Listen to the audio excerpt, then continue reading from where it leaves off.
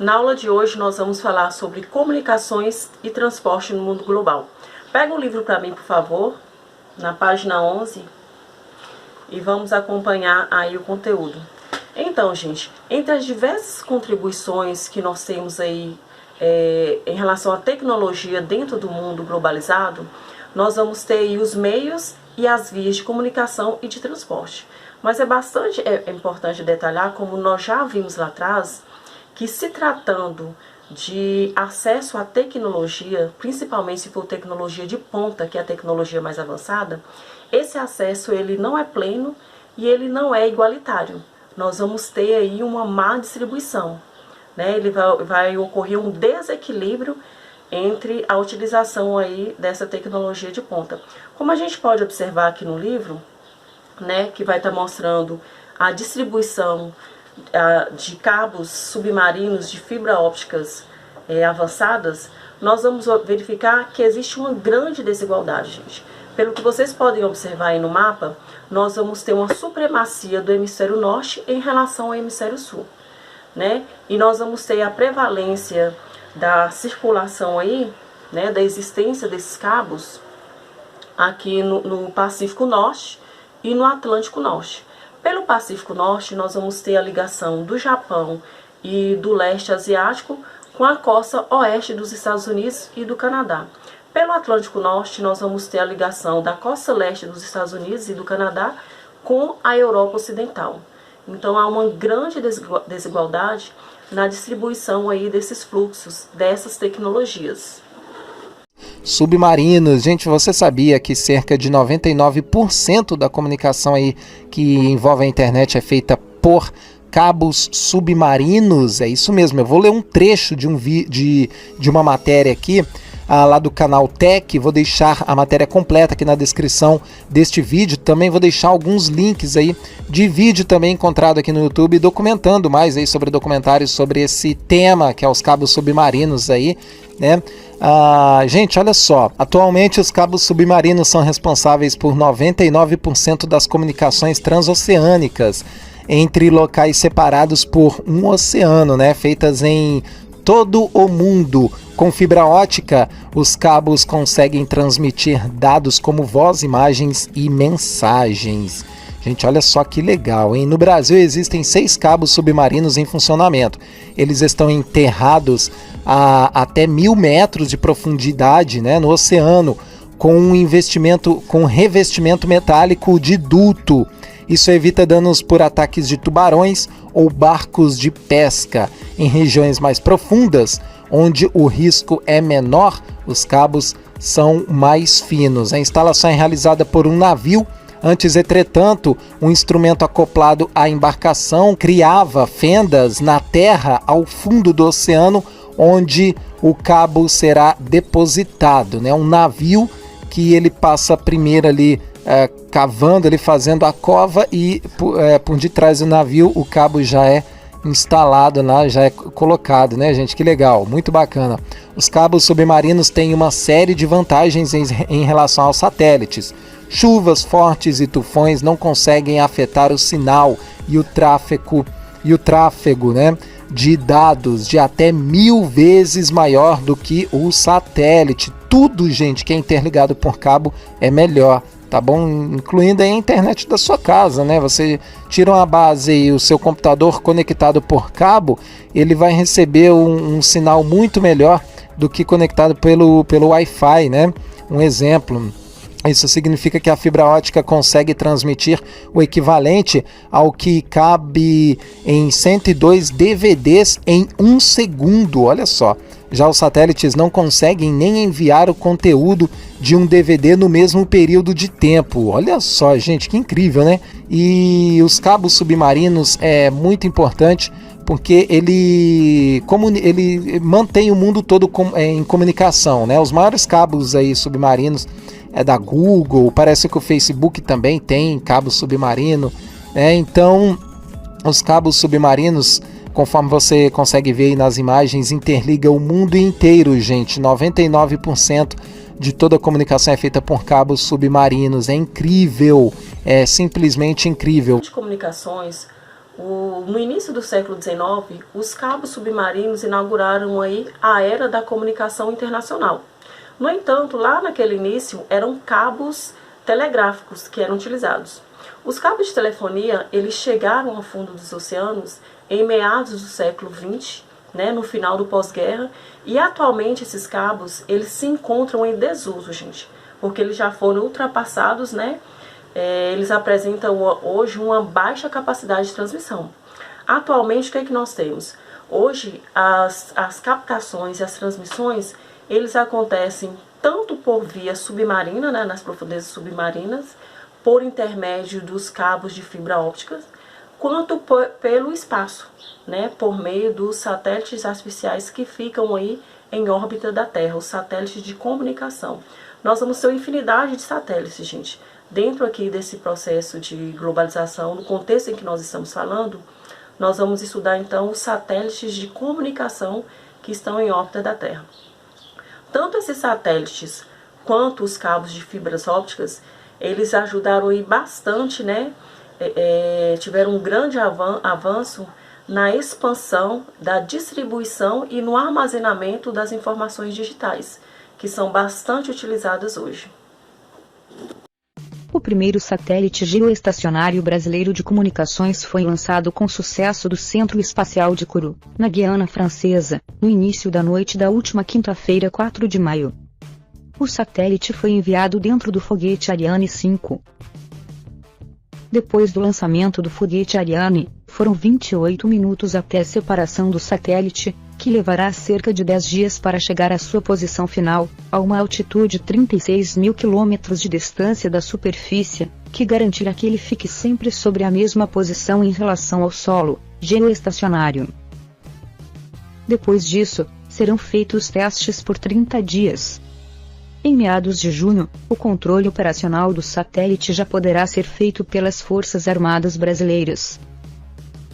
O primeiro satélite de comunicações totalmente controlado pelo Brasil tem como objetivo reforçar a segurança e a independência na comunicação estratégica dos segmentos de defesa do país, e ampliar o acesso à internet de banda larga em lugares remotos em território nacional. Os instrumentos que vêm auxiliando aí nessa expansão da comunicação, nós vamos ter então o acesso à telefonia, os telefones celulares, os computadores particulares, né, pessoais, uma grande difusão aí de várias mídias, né? Então nós vamos ter um grande crescimento dos meios de comunicação, uma grande disseminação dos meios de comunicação, que lá no passado eram tão limitados, né, gente?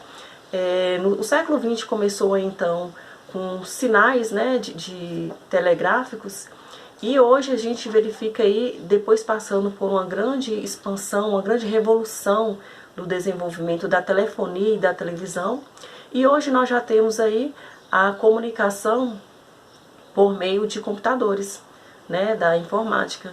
E com isso aí, essa comunicação nessa era digital, nós vamos ter uma infinidade de informações e uma infinidade de facilidades para o acesso a informações, principalmente quando se trata aí na questão do uso da internet. Pessoal, pega comigo aqui, por favor, essa tabela da página 12. O que nós vamos ter aqui na página 12? Na página 12, a primeira tabela, ela vai trazer para a gente os países com maior número de pessoas que têm acesso à internet. E a segunda tabela vai trazer para a gente os países que têm o maior número percentual de pessoas em acesso à internet. É diferente, são diferentes esses dados. No primeiro nós vamos ter um volume de pessoas. No segundo nós vamos ver a conectividade. Qual a porcentagem das pessoas daquele país que estão conectados. É mais importante ter a conectividade, ou seja, uma grande parcela da população utilizando, do que uma grande quantidade de pessoas utilizando. Nessa primeira tabela aqui, a gente vai observar que os países que se destacam em volume de pessoas utilizando são também aqueles países mais numerosos. Então vão contar em cima da quantidade de pessoas. Tanto que na primeira tabela o Brasil aparece aí no 5º lugar, né? Hoje o Brasil é o 6º país mais populoso do mundo. E aqui ele vem em 5º lugar de quantidade de pessoas utilizando. Se a gente for olhar a conectividade, ou seja, o volume total de pessoas ali, o percentual dentre toda a população que se utiliza, que é o que mostra na segunda tabela, o Brasil nem aparece, que nós vamos ter uma pouca conectividade. Nós vimos na aula passada que enquanto alguns países, como a gente vai ver aqui nessa tabela, que atingem 96% de conectividade, os países pobres, muitas vezes, eles não chegam nem a 35% dessa conexão. Então, aí é diferente esses dados, né? E é bastante importante a gente analisar, porque ela vai estar mostrando aqui aquela discrepância que eu sempre falo com vocês, que a globalização traz pra gente, né?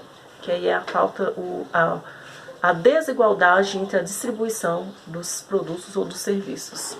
Tratando aqui de meios de transportes, né, e iniciando pelos transportes hidroviários, nós vamos ver que na história da humanidade, as estradas por onde percorriam viajantes, comerciantes com suas mercadorias, assim como exércitos em operações de guerra, foram as primeiras vias de circulação continental. Porém, nós vamos ter aí os rios com suas vias naturais, eles foram bastante explorados por diversas civilizações. Os chineses, os fenícios, os gregos e os romanos, eles se esmeraram-se por explorar os mares e suas costas. Já os portugueses e os espanhóis, por exemplo, tiveram aquele momento glamuroso, grandioso, durante as grandes navegações do século XV e XVI. Né? Nós sabemos que essas grandes navegações, elas levaram para a Europa muito poder e muito dinheiro, muita riqueza, muito poder e muita riqueza. E difundiu para o mundo todo também o modo de vida europeu e a sua cultura. Nós vamos ter aqui, na página 13, né, tá mostrando aqui para vocês, a milenar Rota da Seda, né, tanto por terra quanto por mar. Ela foi percorrida durante o século XII pelo viajante veneziano Marco Polo, e ela vai trazer aí pra gente uma das mais antigas rotas aí das civilizações. A seguir a gente vai ver aí um pouquinho mais sobre aí a Rota da Seda. Ao falar sobre o mundo conectado, é comum pensar somente no mundo atual em que vivemos e desconsiderar os povos do passado e suas ligações com o mundo. Apesar de hoje em dia a tecnologia facilitar as trocas comerciais e culturais mundiais, no passado estas relações não deixavam de existir somente por falta de redes sociais e sites de compras. Desde a antiguidade, os povos se moviam, encontravam novos povos e realizavam comércios e trocas. Talvez um dos maiores exemplos disso seja a Rota da Seda, que não era uma, mas sim várias rotas que interligavam e conectavam o Oriente com o Ocidente. Estas rotas foram construídas e usadas durante milhares de anos, sendo que seus impactos podem ser percebidos até mesmo nos dias atuais. Dentre as histórias do descobrimento da seda, a mais comum é a de que uma imperatriz chinesa que tomava uma xícara de chá sob uma moreira, ao tentar puxar a ponta de fio do casulo da seda que caíra em seu chá, fez com que o fino fio de seda se desenrolasse amolecido pela água quente. Os pequenos fios deste casulo são então usados para a fabricação de vestes finas e leves. Os produtos produzidos através da seda eram altamente requisitados em vários lugares do Oriente e do Ocidente, chegando a valer fortunas e serem usados pelas mais nobres realezas. Apesar de seu nome, a Rota da Seda não tinha como seu produto exclusivo os delicados fios que produziam vestimentas de alto padrão. Muitos outros produtos eram trocados através desses caminhos. Afinal, as rotas passavam por várias cidades e culturas diferentes, sendo que cada uma adicionava seus produtos no mercado. Embora possível, a travessia de uma ponta a outra da rota não era o ato mais comum entre os viajantes. Caravanas iam e vinham nas cidades que permeavam a rota. Estas cidades eram grandes caldeirões de trocas culturais e comerciais, locais onde comerciantes vendiam seus produtos e estocavam-os para futuras viagens. Outro ponto a ser destacado é de que os produtos não eram comercializados diretamente entre o vendedor primário e o consumidor final. Por exemplo, a seda que saía da China com direção a Constantinopla passaria na mão de comerciantes nômades da Ásia Central, que fariam então o contato com Constantinopla. E não somente de comércio os caminhos eram usados. Diplomatas e religiosos também faziam uso destas rotas para assim chegar aos locais dos quais tinham seus interesses. Como exemplo disso, temos o budismo, que tem seu início da Índia e, graças a conexões com o Extremo Oriente e o contato com várias pessoas, acaba se propagando até o Japão e se torna a principal religião da região. Havia também viajantes como Marco Polo, Ibn Batuta e Ibn Fadlan, que saíram de suas cidades natais, seja por motivos políticos ou econômicos, e atravessaram grandes distâncias para chegar a destinos para eles até então não tão conhecidos. Suas fontes são muito importantes para entender como o mundo medieval era conectado, e como esses povos não viviam isolados e presos em seus lugares, barrados pela geografia. Nesse quesito, a Rota da Seda é um grande exemplo de como isso acontecia, e como todo esse movimento era importante para esses povos, e como ela ajudou a moldar vários aspectos econômicos, políticos e culturais de uma boa parte do globo. A maior parte do transporte das mercadorias comercializadas pelo mundo é feito através da navegação marítima. Por ano, são mais de 8 bilhões de toneladas de cargas que são transportadas por mares e por oceanos, de diversas mercadorias, de diversos produtos. E elas vão ser realizadas de diversas maneiras, como por exemplo, por contêineres, utilizando contêineres para transportar esses produtos. Nós vamos ter destaque aí para as rotas do Pacífico Norte e do Atlântico Norte. Mais uma vez aí a concentração de um determinado serviço nas mesmas rotas, Pacífico Norte e Atlântico Norte. Ultimamente, gente, tem se verificado uma grande expansão no comércio, né, uma movimentação muito grande nos portos da Índia e da China. São regiões aí que veem a expansão de suas mercadorias, a circulação nos portos muito grande. No Brasil, nos primeiros anos da década de 2010, segundo os dados do Ministério do Desenvolvimento, Indústria, Comércio Exterior, a tonelagem exportada por via marítima representou cerca de 96% do total.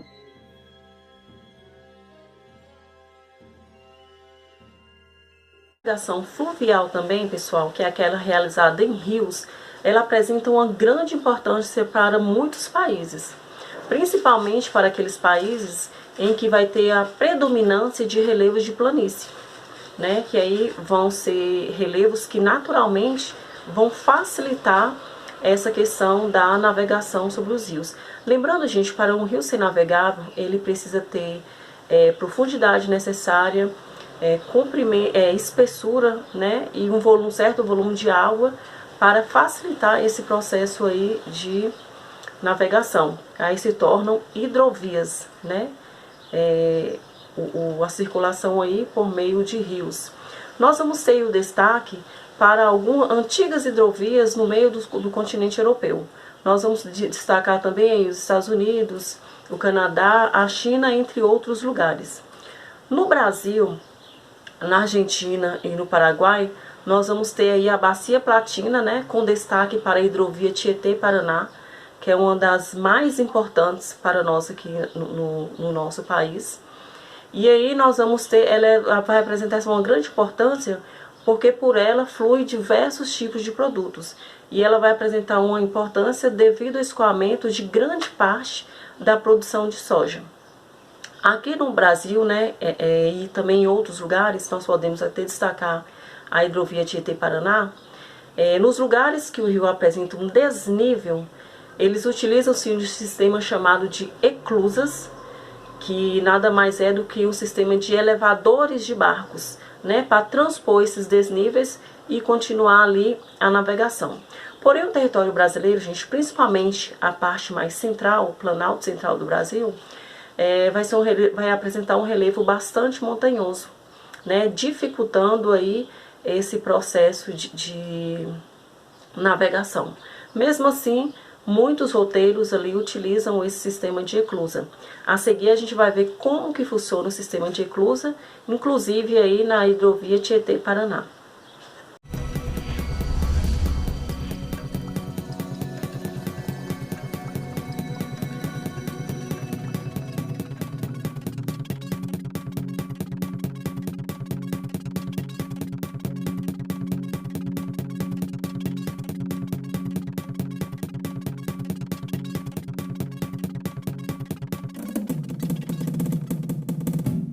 O sistema de transposição fica praticamente ao lado da usina hidrelétrica e deságua nas margens da cidade de Tucuruí. A Eclusa 1 fica na barragem. Um canal contido por um dique faz a ligação com a Eclusa 2. Essa, por sua vez, faz a ligação com o rio Tocantins, a jusante da barragem. Um corte esquemático do sistema permite entendermos melhor seus níveis. A cota do lago é de 74 metros e a do rio é de 5 metros. Esse desnível de 69 metros é vencido através de duas elevações. A Eclusa 2, que tem 210 metros de extensão, eleva um comboio da cota 5 do rio até a cota 38 do canal. Na Eclusa 1, que tem 210 metros de extensão, o comboio é elevado da cota 38 até a cota 74 do lago. Agora, vamos conhecer o processo de transposição. Um comboio com 19.100 toneladas e 200 metros de comprimento, vindo do rio Tocantins, entra na Eclusa 2.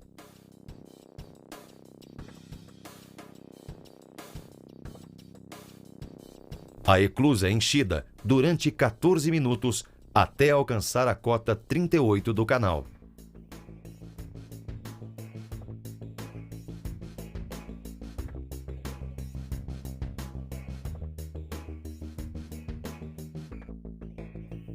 O comboio segue por 6 quilômetros até alcançar a Eclusa 1.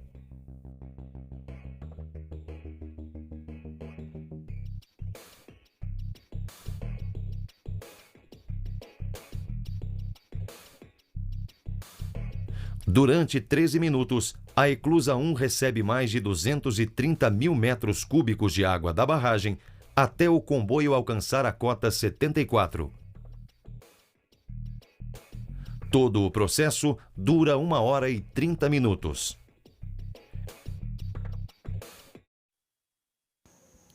Eclusa é uma obra de engenharia hidráulica que permite que embarcações subam ou desçam os rios ou mares, em locais onde existam barreiras.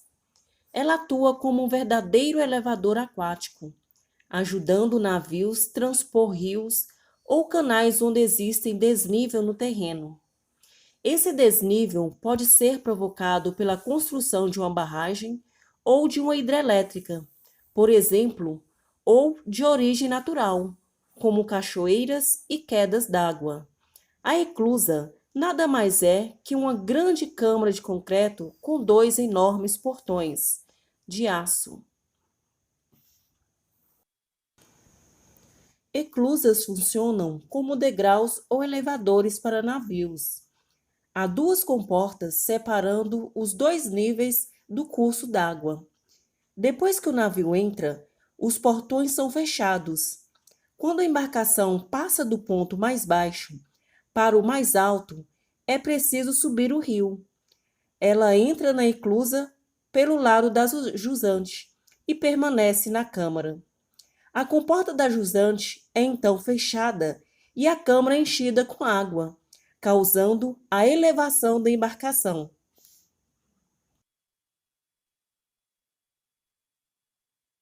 Destacar também, pessoal, a navegação sobre o Rio São Francisco, o Velho Chico, também conhecido como Rio dos Currais. Sabemos que o Rio São Francisco ele nasce aqui em Minas Gerais, na Serra da Canastra, numa paisagem belíssima. Recomendo conhecer esse lugar fantástico. A navegação pelo Rio São Francisco, ele marcou por muito tempo aí, e ainda marca, o vale de algumas cidades, Pirapora, Petrolina, Juazeiro, são lugares aí por onde ele percorre, porém nem todos os lugares são navegáveis. Pirapora tem aí o trecho navegável, Juazeiro, Petrolina. Também vai se utilizar do sistema de eclusas, principalmente aí para transpor a barragem de Sobradinho. O Velho Chico, como a gente conhece, gente, tem muitas tradições. Logo a seguir a gente vai ver um vídeo, sobre a gaiola, que é um barco típico que trazia os ribeirinhos e levava os ribeirinhos por aquelas áreas. Se trata de um barco a vapor, chamado de Benjamin Constant. Benjamin Guimarães, desculpa. E aí a gente vai ver um trechinho sobre eles. A população que habita as planícies do Rio Amazonas e do Pantanal Mato Grossense, eles vão ter as lanchas e as chalanas como principal forma ali de circulação, né, com a principal meio de circulação naquela região que conta aí com tantos rios planos, né, de planície. E aí vai ter essa vantagem de poder ser navegável. Ele é procedente do Mississippi, navegou lá no Mississippi. Do Mississippi veio aqui para o Brasil, para o Amazonas, navegou no Amazonas até 1920 e desmontou e remontou aqui em Pirapora. É o único vapor atualmente, mundialmente, né? Movido a vapor, lenha, cadeira e roda-popa.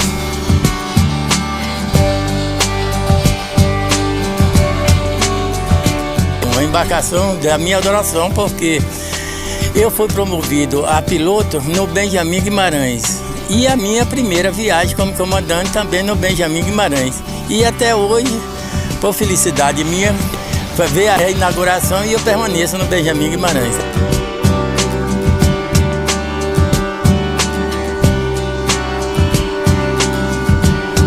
Transporte aéreo.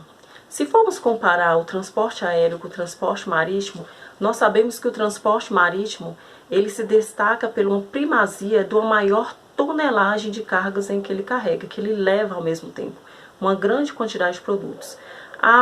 O transporte aéreo comercial ele vai se destacar pelo valor das mercadorias em que ele leva.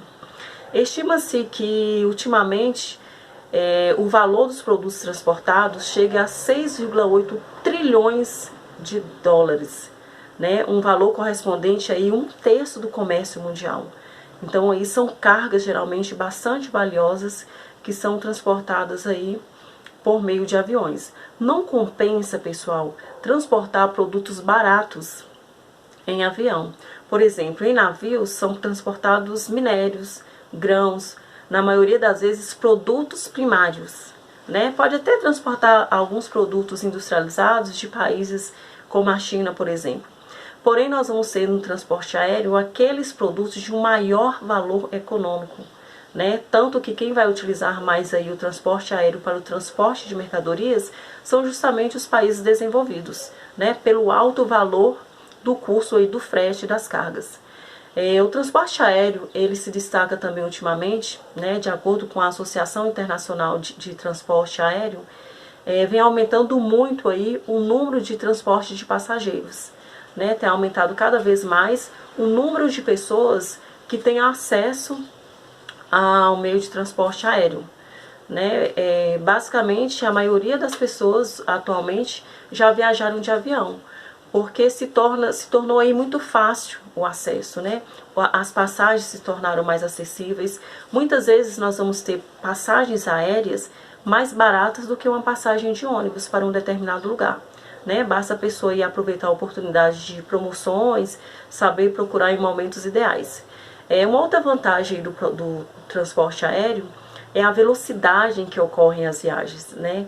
A circulação de um lugar para outro numa velocidade gigantesca. Hoje nós temos a capacidade de dar a volta ao mundo em 24 horas, né? Com os aviões supersônicos aí de altíssima velocidade, diferentemente do que a gente verificava no passado. E os transportes ferroviários e marítimos, eles têm apresentado aí uma baixa, né, uma diminuição na quantidade aí de transporte de pessoas, né? Diferentemente do transporte aéreo que vem só aumentando cada vez mais. Em seguida a gente vai ver um vídeo mostrando aí os maiores aeroportos do mundo, ok? As projeções da Associação Internacional de Transporte Aéreo apontam para um salto de 2,98 bilhões de passageiros transportados em 2012 para 3,9 bilhões de passageiros em 2017, um crescimento médio anual de 5,4%. Entre as regiões do mundo que têm ampliado seus números, além de compor significativa quantidade de voos e de passageiros, estão o Oriente Médio, com destaque para os Emirados Árabes Unidos, a Ásia-Pacífico, com destaque para a China, a África, destacando África do Sul e Egito, e a América Latina, como destaque o Brasil e o México.